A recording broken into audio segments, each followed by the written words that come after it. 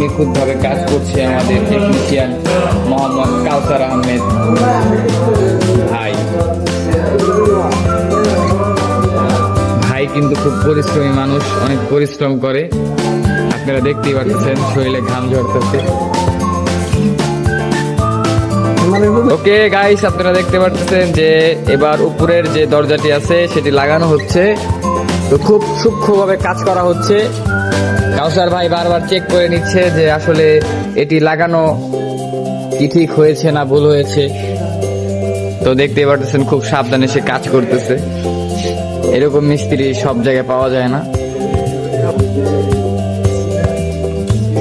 এখন gasket fitting করা হচ্ছে। গ্যাসকেটটি খুব সুন্দরভাবে বসানো হয়ে গেছে,